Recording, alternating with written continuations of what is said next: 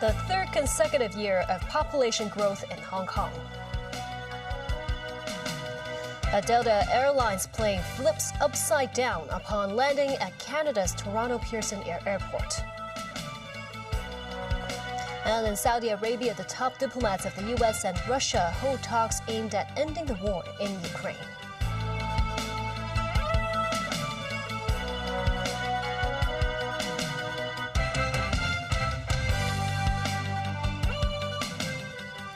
Good evening, and thank you for joining us. The government today said the provisional estimate of the city's population was more than 7.53 million at the end of last year. That's a 0.1% increase from the end of 2023. Despite a rise in the number of residents leaving Hong Kong, even more people came to the city. Mo Sung-ai reports. At the end of 2024, the city's population was 7.53 million, an increase of 6,400 people from the previous year. The Census and Statistics Department said the rise was mainly contributed by an inflow of 21,000 people. Among the population, about 7.27 million were usual residents. In the same period, a total of 36,700 births were recorded in what was the Year of the Dragon, a 10% increase year-on-year. Meanwhile, 51,400 deaths were recorded, and the natural decrease was 14,700. This is the third consecutive year after the COVID pandemic that Hong Kong has seen a population growth. The government explained that measures such as the labour importation program and the top talent scheme have attracted more mainlanders and foreigners to reside in the city. An academic said society needs to pay attention to issues including population aging and a low birth rate. He says the city's population growth could become negative if the net inflow and outflow numbers of residents change in the future. Mums 9, TVB News. The government announced that the latest talent list to attract non-locals to work in Hong Kong will take effect from March 1st. The updated talent list will cover 9 newly added professions, including financial professionals with Islamic market experience. The talent list now covers a total of 60 professions with local talent shortages. Other newly added occupations are accountants, experienced professionals in commodities trading, systems architects, and patent professionals in IT sectors. Legal knowledge engineers offering legal and dispute resolution services, ship surveyors, professionals in green shipping, and aircraft maintenance engineers. The government will offer non-local talent from these professions more immigration facilitation when they apply under the Quality Migrant Admission Scheme, the General Employment Policy, and the Admission Scheme for mainland talents and professional. The Hong Kong Call Taxi Association has earlier threatened that it will organize a 5-day strike starting March 5th if the government does not respond positively to their demands to crack down on unlicensed ride-hailing. Chief Executive John Lee said today such drastic actions would not solve anything. Any drastic action is not going to solve problem. Drastic action may also hurt the interests of normal citizens in the course of their daily going about of their lives. It is not going to receive public support. John Lee said it's important to regulate the city's ride-hailing platforms and also improve Hong Kong's taxi services. The Transport Advisory Committee will meet representatives from both the taxi trade and online ride-hailing platforms on Wednesday to scrutinize the issue. The government said the average waiting time to move into a rental public unit has been shortened to 5.3 years, the shortest waiting period in the last 6 years. Compared with a waiting period in early 2022, it is shorter by 9.5 months. Chief Executive John Lee said not only will the shorter waiting time help to improve living conditions sooner, residents can also save on rent, and the saving of 9.5 months of rent would amount to some $30,000. Last year, there were 21,000 successful applications for public housing, up 54% from the previous year. A Delta Airlines regional jet flipped upside down upon landing at Canada's Toronto Pearson Airport on Monday. There had been windy weather following a snowstorm at the time. Of the 80 people aboard, 18 were injured and taken to hospital. Tracy Furness has more. A Delta Airlines flight from Minneapolis flipped on its roof while trying to land Monday afternoon at Toronto's Pearson Airport. Lying upside down on the runway, one wing was missing and the tail gone. The fuselage had what appeared to be skid marks. The CRJ-900 passenger jet, developed by Canadian aerospace company Bombardier, was carrying 76 passengers and 4 crew members. 18 passengers were taken to hospital after the crash, 3 of them said to have suffered critical injuries. Snow was being blown by winds gusting to 65 kilometres per hour at the time of the incident. Communications between the air traffic control tower and pilot were normal as the jetliner approached landing, but it was not clear what went wrong when the plane touched down. First and foremost, there was no loss of life. And this is in due part to our heroic and trained professionals, our first responders at the airport. So the facts of the matter around this event that happened at approximately 2:30 p.m. is Delta Airlines Flight 4819 from Minneapolis to Toronto, operated by subsidiary Endeavour Air, was involved in a single aircraft accident upon landing at Toronto Pearson. The plane was carrying 4 crew and 76 passengers, among them 22 Canadians. The other passengers were multinational. Airport emergency workers mounted a textbook response, reaching the site within minutes and quickly evacuating the passengers. The Transportation and Safety Board of Canada will oversee the investigation into the crash, assisted by the U.S. Federal Aviation Administration.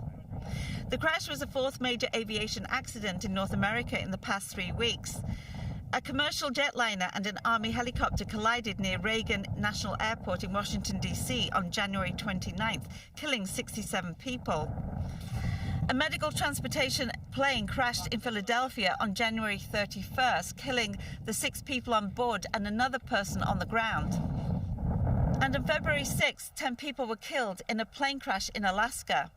The last major crash at Pearson was on August 2, 2005, when an Airbus A340 landing from Paris skidded off the runway and burst into flames amid stormy weather. All 309 passengers and crew aboard Air France Flight 358 survived the crash. Tracy Furness, TVB News. The U.S. and Russia's top diplomats are holding talks aimed at ending the war in Ukraine. The negotiations between Marco Rubio and Sergei Lavrov follow a recent telephone call between U.S. President Donald Trump and his Russian counterpart Vladimir Putin. Discussions are taking place in Saudi Arabia, but Ukraine's leader is not there and European powers are not invited. David Garrett reports. US Secretary of State Marco Rubio across from Russian Foreign Minister Sergei Lavrov. The first formal talks between US and Russian officials in years. The first since Putin ordered troops into Ukraine in 2022. Rubio says he wants to know if Russia is serious about peace. Also in attendance, White House National Security Advisor Michael Waltz, Trump's Middle East envoy Steve Witkoff, joining Lavrov, Putin advisor Yuri Ushakov and Russian business leaders. Our team on our delegation will be responsible mostly for economic area, and we can do a lot in economic area. It's very important to understand that U.S. businesses lost around $300 billion from leaving Russia. So there is huge economic toll on many countries from what's happening right now. And we believe the way forward is through solutions, through problem solving. Crunch negotiations, but the story is as much about who is not in Riyadh. Notably, Ukrainian President Volodymyr Zelensky, who landed in Turkey. He's speaking with counterpart Recep Tayyip Erdogan today. Turkey has mediated during the conflict, but failed to end the stalemate. President Trump says Zelensky will be involved in the conversation. It appears that will come after Saudi Arabia. European powers not invited to talks. Russia does not want Europe involved. The US, though, is talking with the European Commission while discussions in the Middle East continue. Presidential envoy for Ukraine and Russia, Keith Kellogg, not in Riyadh, but in Brussels, greeted by European Commission President Ursula von der Leyen. With no seat at the table in Saudi Arabia, Europe was forced to hold its own emergency meeting. Alongside French President Emmanuel Macron, the leaders of Germany, Italy, Spain, the UK, Poland and the Netherlands. President Zelensky had a long phone call with President Macron after the urgent meeting of the leaders yesterday. So they have discussed all the range of issues on the table. I'm happy to confirm that it is an active discussion within European Union on European troops on the ground, on guaranteeing the security for Ukraine. The EU, NATO and Denmark, representing the Baltics, also at the table. What I would like to say now, and it maybe sounds a bit strange, but a ceasefire is not it's not automatically peace, and it's not automatically long-lasting peace. So we really have to ensure that Ukraine have the best possible outcome of negotiations whenever they start, but also starting point, and that means more donations and more weapons right now. Europe policymakers maintain they must have a say in the future of a country on their border. David Garrett, TVB News. Taiwan is reportedly considering buying arms worth billions of dollars from the United States. Sources say the package could include coastal defense missiles and HIMARS rockets. This comes a day after Beijing accused the Trump administration of serious regression in its policy towards Taiwan over a revised U.S. government fact sheet that removed a line on Washington's opposition to Taiwan independence. Danny Zhou has the story. Reuters reported that Taiwan is seeking to buy arms worth $7 to $10 billion from Washington. People familiar with the matter said Taiwan is in talks with Washington in the hope of gaining support from the administration of US President Donald Trump. The White House has not yet responded to the report. White House National Security Advisor Mike Waltz said in January that he wants to speed up deliveries of weapons and let Taiwan have what they paid for as a deterrent. Meanwhile, sources say Taiwan authorities plan to propose a special budget to bolster self-defense capabilities. Beijing earlier condemned and firmly opposed U.S. arms sale to Taiwan. Officials asked Washington to stop using Taiwan to contain China, saying its attempt to assist the island's separatist forces through a military build-up will only backfire and lead to nowhere. Last week, the U.S. State Department removed a line from the Taiwan fact sheet on its website. The line says Washington does not support Taiwan independence. The revision was cheered by Taiwan's ruling Democratic Progressive Party, but sparked a fiery rebuke from the foreign ministry in Beijing on Monday. A spokesman said this has severely violated the One China principle and 3 China-US joint communiques. Guo Jiakun said the change in wording gravely backpedaled on Washington's position on Taiwan-related issues and urged the U.S. side to correct its wrongdoings. A spokeswoman for the State Council's Taiwan Affairs Office also warned any collusion between Taiwan and the U.S. will not change the irreversible trend of China's reunification. Separately, China has lodged solemn representations with the U.S., Japan and South Korea after their foreign ministers voiced support for Taiwan's meaningful participation in international organizations during a recent trilateral meeting. The central government emphasized that Taiwan's participation must fall under the One China principle. Danny Zhou, TVB News. And still ahead, an Argentine judge investigates President Milei over his brief promotion of the cryptocurrency. The government announces a rise in the statutory minimum wage. And record-breaking revenue for the Ngongping 360 cable car system last year.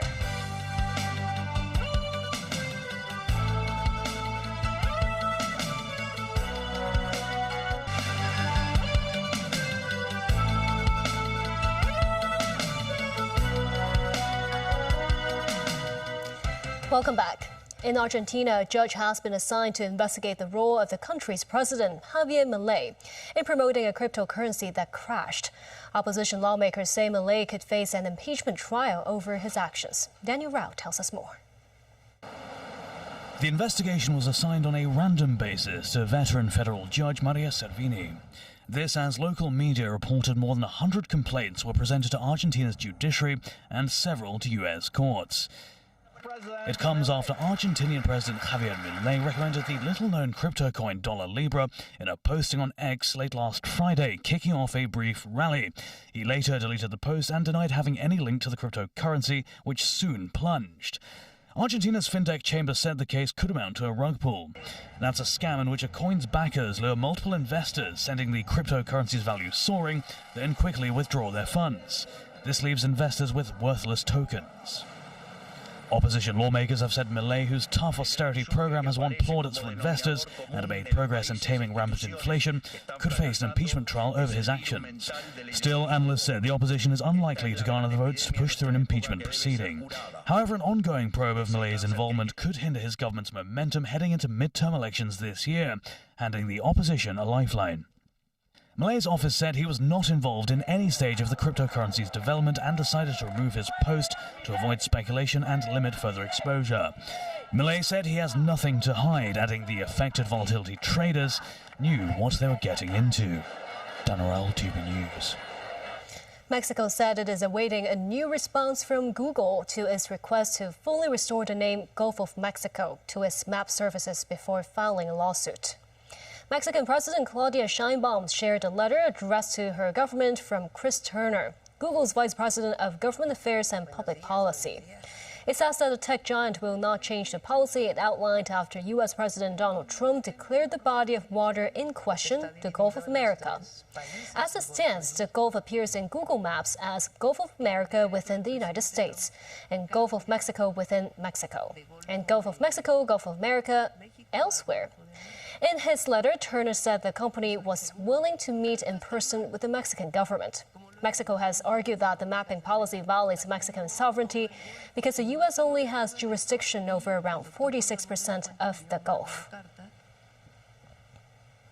The government has announced an increase in the statutory minimum wage from the current $40 per hour to $42.10. The new minimum wage will be gazetted on Friday. The government says it will publish the Employment Ordinance Notice 2025 in the Gazette this Friday and table it in the Legislative Council next Wednesday. After obtaining the approval of LegCo, the new minimum wage will take effect on May 1st. During the recent Artificial Intelligence Summit in Paris, the US and UK refused to sign a declaration pledging an open, inclusive, and ethical approach to AI. Dozens of countries, including China and India, signed it. And speaking on TVB's Straight Talk program, lawmaker Wong Kam-fai, Associate Dean of the Faculty of Engineering at the Chinese University, said he is disappointed with the US and UK's decision. By pulling it out, you are doing depolarization. So there will be, two zones, the USA and the UK being one zone in the AI community and the rest, which is no good because when we talk about sciences, is the humanity. It's all about inclusion. Inclusion is that technology is neutral, and everyone in this world should have the rights to use advanced technology. Why should someone rich can use it and someone poor can't?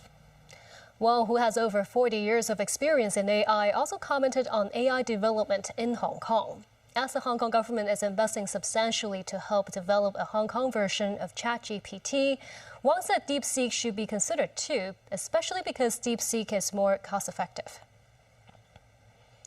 Beginning today, visitors are able to meet the giant panda twin cubs at Ocean Park in a special morning session before the park opens. The ticket price for the 30-minute session is $1,500 per person.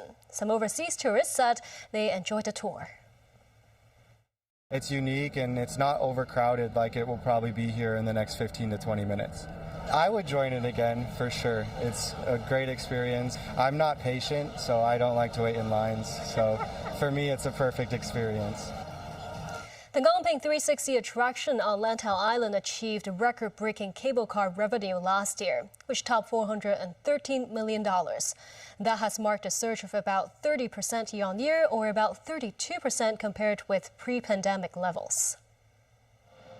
In 2024, Gongping 360 welcomed 1.56 million guests, up 13% year-on-year. That translates to more than 4,800 guests a day. Short-haul markets including Singapore, Malaysia, the Philippines, Indonesia, Thailand, and East Asian regions made up the largest proportion of visitors at 37%, followed by mainland Chinese holidaymakers. Notably, visitors from long-haul markets saw a significant growth of 84% year-on-year. We are actually talking to some online travel agencies, trying to target those free and independent travelers, FIT travelers, who may not necessarily follow a tour itinerary pattern, even targeting potentially backpackers from the US, from Australia, from Europe as well. Another market to tap, Muslim travelers.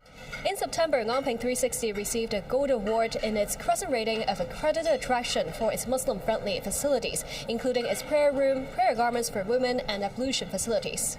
As for new plans, Ngongping Village will introduce a homegrown ice cream shop offering over 100 flavors, including ginger milk pudding and salted egg yolk, in the third quarter of this year.